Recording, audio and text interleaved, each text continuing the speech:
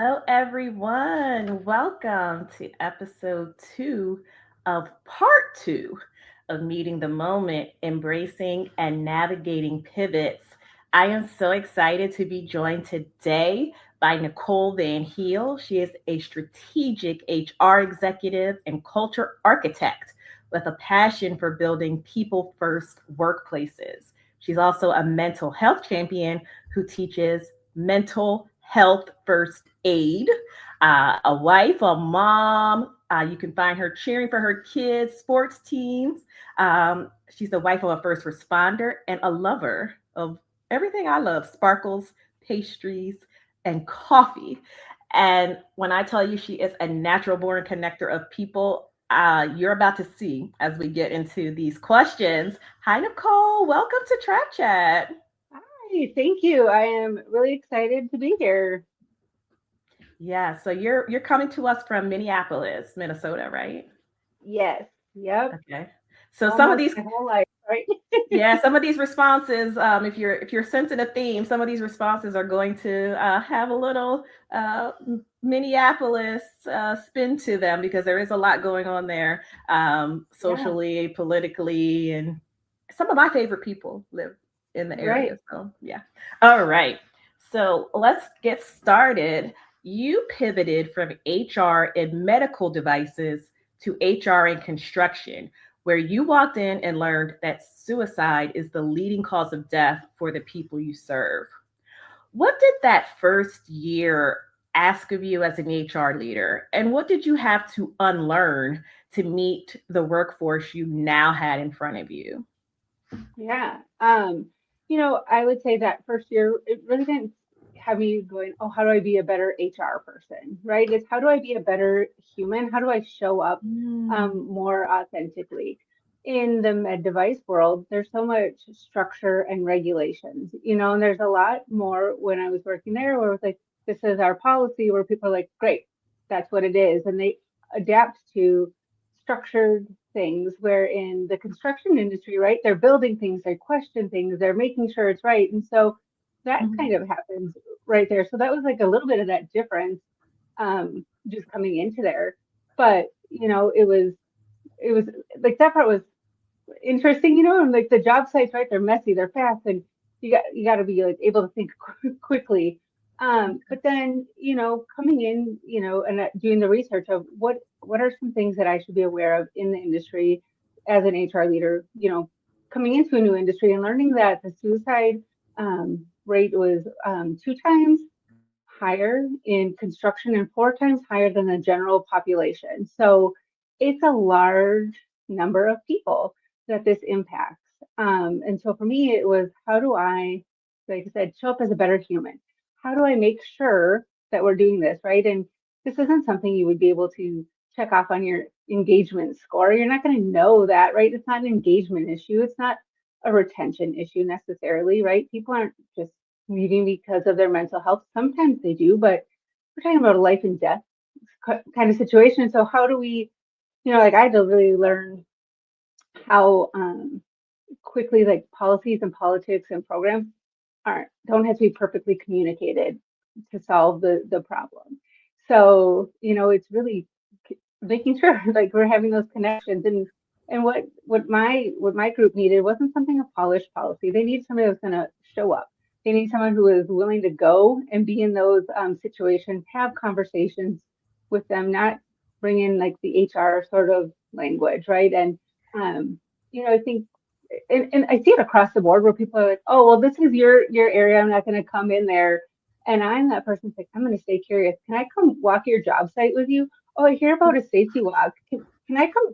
Can I come do one of those? Because this keeps coming up, and I want to understand what's going on instead of just, oh yeah, I get it. And so showing that we're there was a really big important thing I think for my team and across the board, right? Showing somebody that you're there, showing somebody you're willing to learn what they're doing. Am I going to ever in my life have to probably do a safety walk as a leader of that? Probably not. But do I right. need to know how to do that and know what they're facing? Absolutely. And I can't know that if I don't do it. Mhm. That's a great segue into my next question. As you mentioned, we both mentioned you work in construction, which is one of the toughest industries to get a worker to open up. Yep. How did you build that trust in a culture where tough it out has been the rule for generations? And what finally signaled to you that employees were starting to believe you meant it? Yeah. I think in that, you're exactly right. The tough it out. And we have people that talk about that all the time. Like, oh, when I was coming up in the industry, they would just kind of yell at me or do, Mm. whatever. And I would get yelled at if I was doing something wrong. And now it's no, everybody needs to be educated on how to do things. How do we develop people?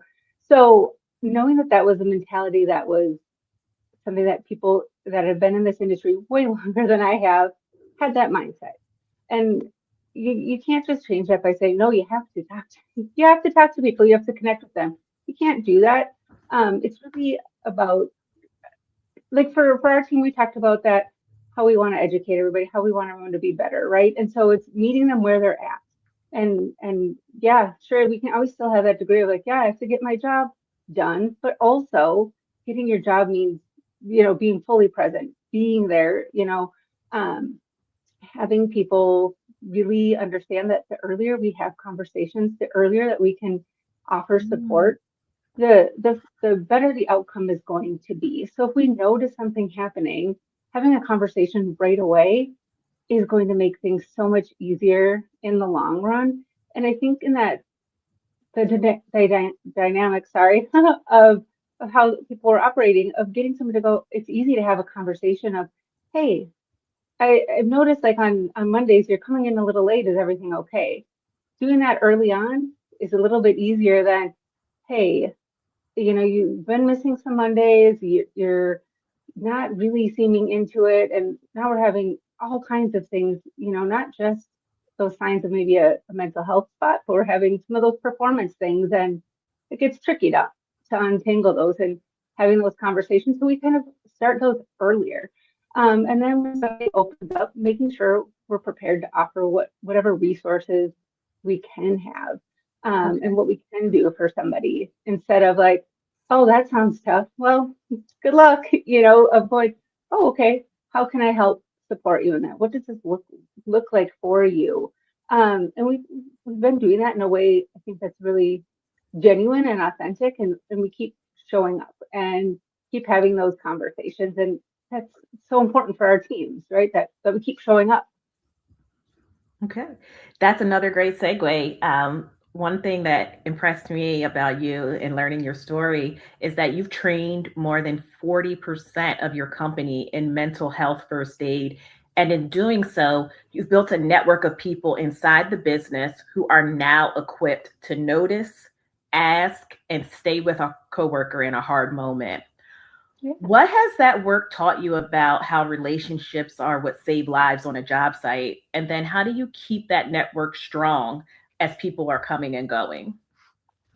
Yeah, I would say, when I learned that those statistics about how frequently people in this industry were dying by suicide, I was like, okay, what can I do? Right? I understand that I'm not going to know the nitty-gritties of everything that they're facing every day, but what can I do? What tools do I have to equip myself? And that's how I found the mental health first aid. And I took the course and I was like, this is amazing. I want to become an instructor. So then, I talked with the rest of our leadership team here, and I said, this is something really that we need to focus on. This is what I learned from it. I would love to become a trainer. I can train our workforce on that. And so they were totally on board. They're like, yeah, let's do it. And so we've been doing it, and we do it in like a little bit of a smaller group, so it's a little bit more intentional, but it's not just people that are in the office.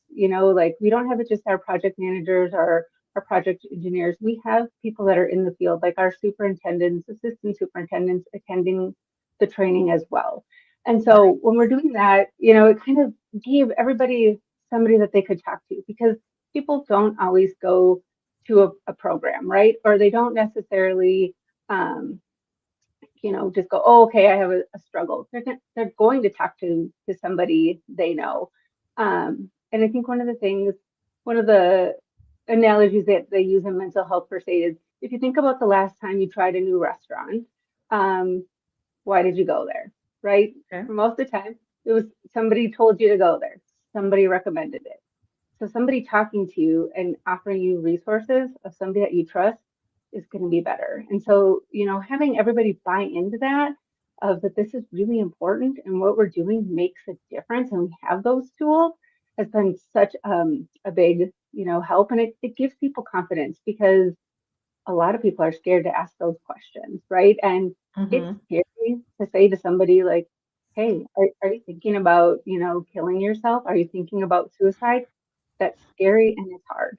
And the Yeah. training helps get you there, and it helps you to understand what to do if somebody is in that spot.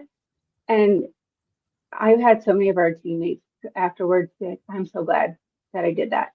It really helps me. And I've had some of them that are going, I'm thinking of this conversation I had with somebody on the job site, not even always just our employees, right? Like our subcontractors. I'm gonna go back and check in with them. And so it's not just our team that's getting impacted by this, it's our subcontractors, right? And it's continuously going up into the industry of how do we show up and how do we ask those questions. That is such a differentiator because I mean, we both worked in corporate, you still work in corporate, Yeah, but when I think about mental health, I'm thinking about EAPs. That's the default answer that most companies give when the subject of mental health will come up. And you said, no, that's not enough, especially right, in an industry where a worker losing a day costs money. And then a worker losing their life can cost anything, can cost everything. right. How do you Yeah. hold leadership accountable to treating mental health as a core infrastructure instead of a benefits line item? Yeah, I think for us, we, from the get-go, when I did the mental health training, and talking about training it, we had that buy-in from our leaders and understanding how important that it was. And a big thing that we always say is we want everybody to go home, right? We want everyone to go home. We want everyone to go home safe. But kind of like you said, going beyond the EAP, because right, most of the time it's 3 or 6 sessions. Well, if you are experiencing mental health issues, they usually aren't resolved in that 3 to 6, sessions.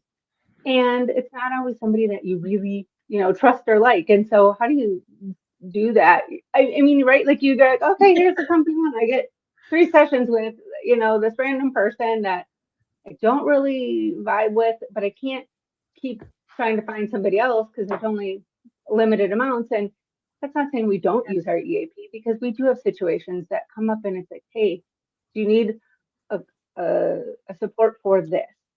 Also, can I Mhm. help you find somebody in our network? Do you know how to use like Psychology Today as the website and look for somebody? Do you need some help with that? And leaning into that. And Okay. we didn't want it just to be a benefit line item, right? Because that's going to fail every time. It was just Time. something, it was just something like, oh, and we have an EAP. I kind of sometimes giggle. I mean, we do have it on our job posting too, but when somebody calls that out as a like, and this is something, I'm like, well, that every company should have an EAP. What things are you doing above and beyond with that? And is it things that are working? Because it's easy to go, oh, okay, well, I'm going from a 3 EAP to a 6 EAP. This is going to solve it. Well, if nobody is using your EAP, it's not it's not solving, Yeah. anything. And it's again, like what you asked about is how do our leaders know what to say or what to do? And our leaders know who has done like the mental health first aid. They know that I'm also a resource. And so if something's coming up and they're not 100% sure, they say, hey, I think you should bring this up to, Nicole. She can help you. And like you talked about in Minnesota, we have so many different leaves that can come into play if you're at a place where you need an extended period of time off. Yeah. And we have some employees in other states, that might have different options there too. And I think a lot of times people will go, I could use the EAP, but I can't take off this time because they don't want a loss of income. So how do you Hmm. support them in that? How do you go, hey, you can take this time for your mental health, and it can fall under, for in Minnesota we have sick leave. It can fall underneath that, and don't worry about it. That's what it's there for. Utilize that system. And what other ways can we help you, right? Like I, Yeah. I always try to go a little bit above and beyond. We had people, well, during when all the things were happening in Minnesota with ice. Yes, I sent out the EAP things, but also, are you feeling okay? Like, do you have what you need? Are you feeling comfortable? And understanding, I think a lot of times people go, well, this one person is impacted and that's it. That's not true, right? Like if you're working with somebody who is being impacted and they're having a mental health issue or something else, they're going to be maybe talking to whoever else they're working with, and that will weigh on somebody to a degree, right? Because we're supporting somebody else, and it's that ripple effect. It's not just one person that is Yeah. impacted if somebody is struggling, and I think for our leaders, we look at it as it's the whole team, right? And not just how they're building the project, but how they have that life outside of here. Are we supporting them to live their best life, right? Beyond just building a building. So, yeah. Yeah. Yeah, you what you did is the definition of a proactive approach because you did not wait for tragedy to force the work. You walked in, you saw a statistic, you saw a gap, and you got trained, and then you trained others. For an HR leader or a people manager who's listening right now, who knows something's wrong or something needs to be adjusted or refined in their workplace, but they just haven't moved yet, what is the first step you tell them to take? Yeah. You don't have to wait for a perfect plan. You don't have to have a, a perfect structured plan in place. If you're noticing something is off, get curious about that. What is off, right? And is it people are working 80 hours a week? Okay, well then maybe you need to add more people to your team. Is it people are stressed out because gas prices are going up, and how are they going to afford to get to work now when if margins are already tight for them? How are you leaning into those areas is important. And I think a lot of leaders wait because they want a full strategy. You don't have to have a full strategy, right? The first step is really simple, is having those conversations, asking better questions, staying in the uncomfortableness a little bit longer to really understand what's going on. And then also, being mindful about how you're going to put things into place. Don't rush and just like, okay, this is going to solve it.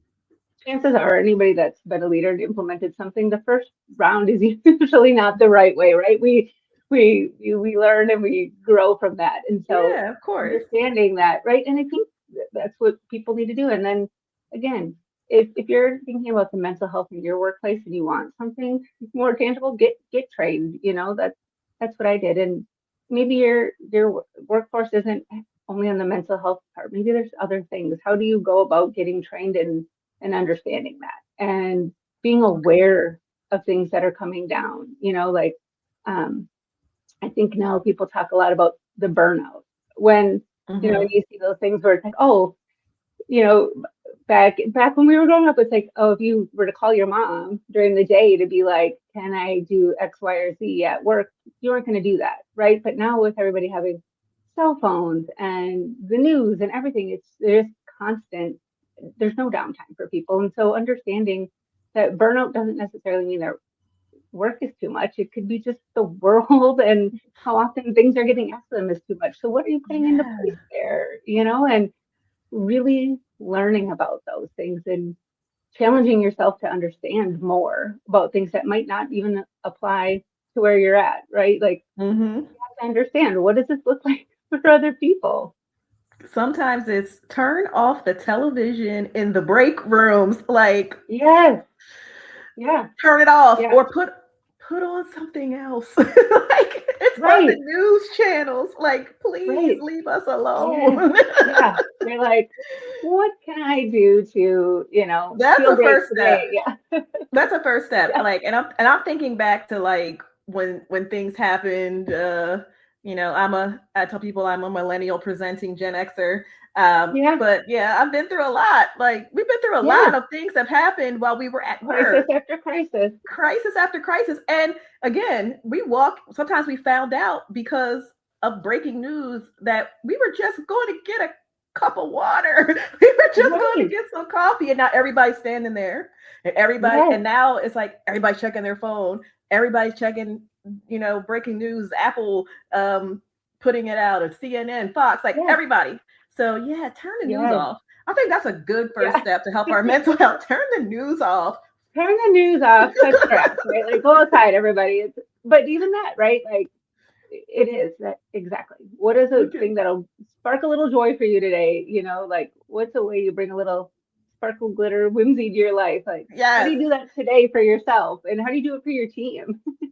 Absolutely. Now you do tell people take care of yourself first, and that's what I would do. First, I would turn off the TV in the break Yes. room. Yep. Yeah. And you're also doing this work, as I mentioned at the top of the show, as a wife of a first responder. Yes. What does meeting this moment mean for you right now in the mental health conversations at work? And what do you want an employee, an HR leader, or even the partner of a first responder who finds Yeah. this episode to walk away still holding on to a year from now? Yeah. I think being married to a first responder, I get to hear and see things, more than probably everybody else gets to, and lucky or unlucky, I'm not really sure in that spot, right? But I know how mental health just impacts in so many different levels, and it's not just that, the work and all of that. And I understand like that's what it carries in for people. I think that when we're talking about mental health at work, we're not just talking about the employees, right? It's important that we Mm-hmm. remember we're talking about their families, their partners, their kids. And to me, I think meeting the moment means being honest about what's at stake, right?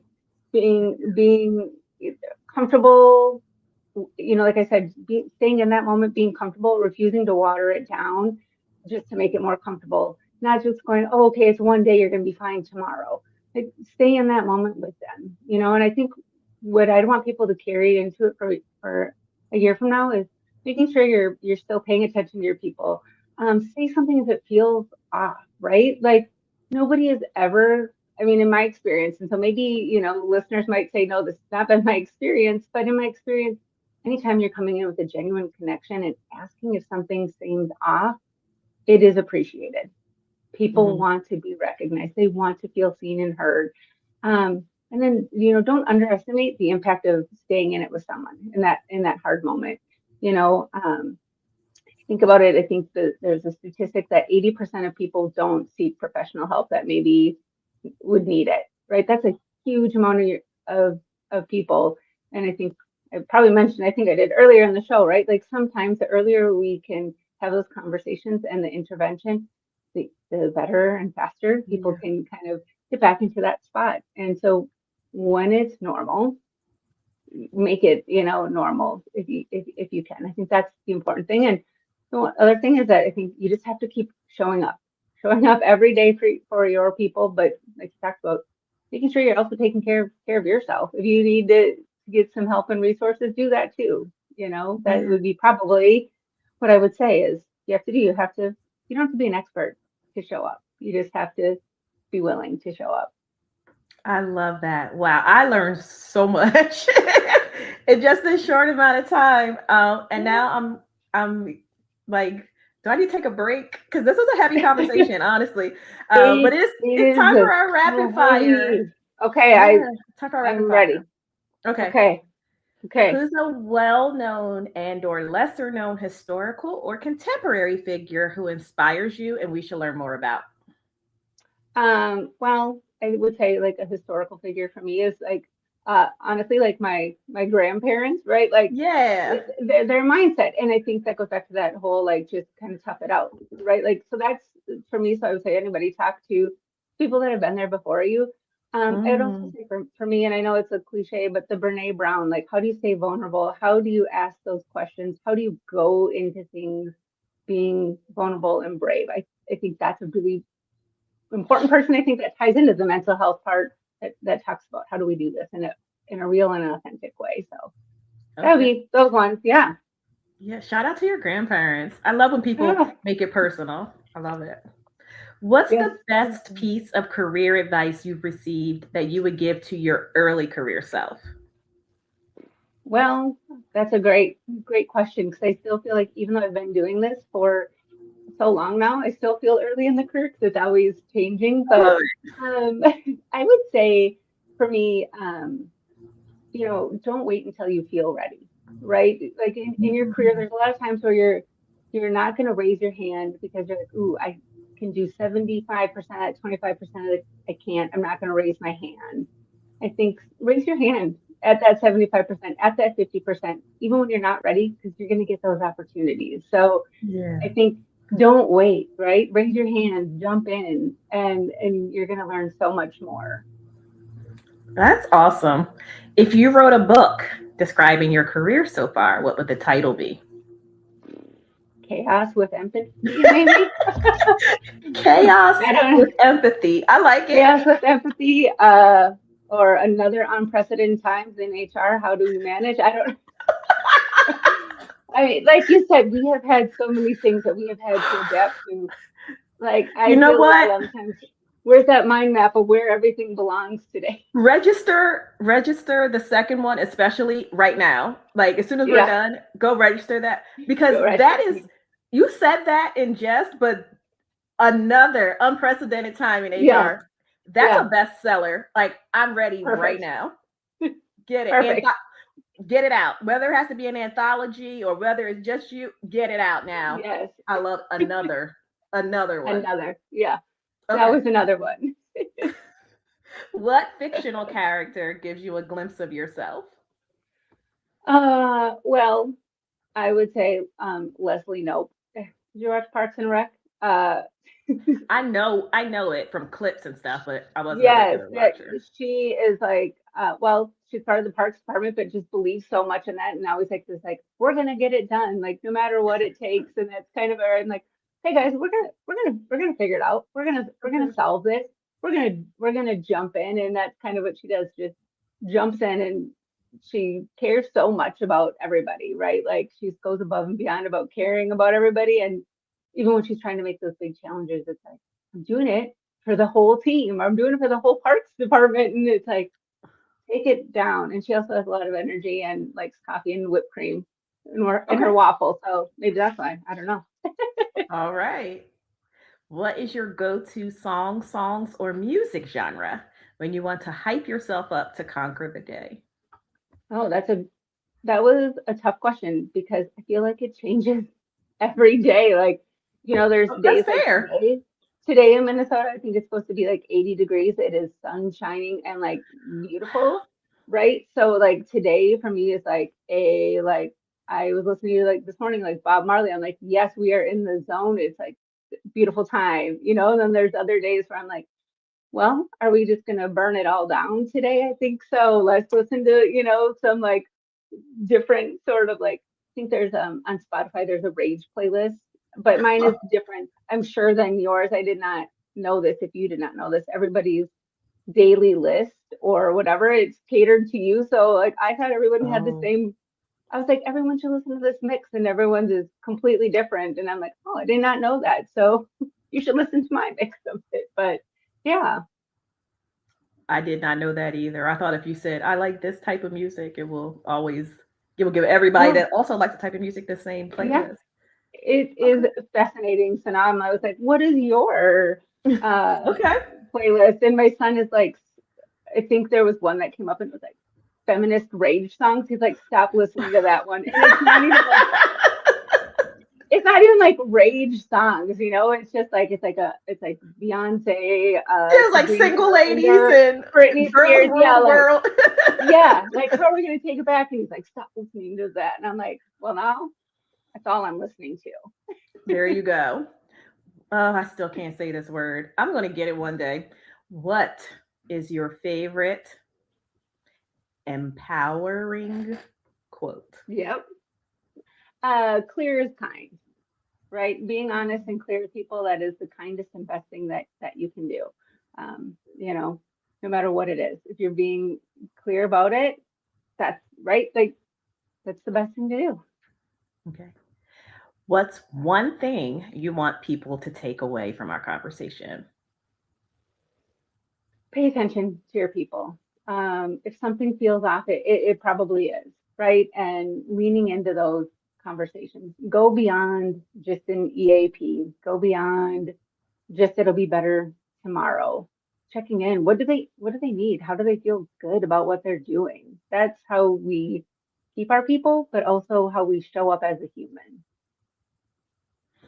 Before I let you go, do you have any upcoming projects, initiatives, or anything we should be on the lookout for? And then, if you want folks to reach out to you to get some information about mental health first aid or anything, if there's, you want to drop your LinkedIn or anything for folks to reach out to you. Yeah, absolutely. Would love to have more people in part of that. It's that is what I'll be working on is getting more people trained in mental health first aid.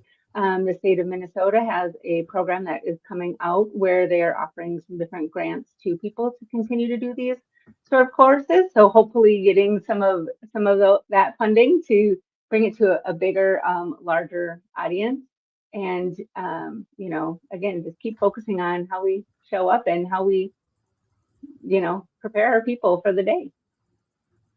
Nicole, thank you so much for taking time out of Thank your day to you. talk to us today. Again, this has been a fantastic conversation. I don't care if anybody likes it. I loved it. And I think everybody else will too. And shout out to your support animals in the back there. Yes, yes. Especially that cat is, I love the cat.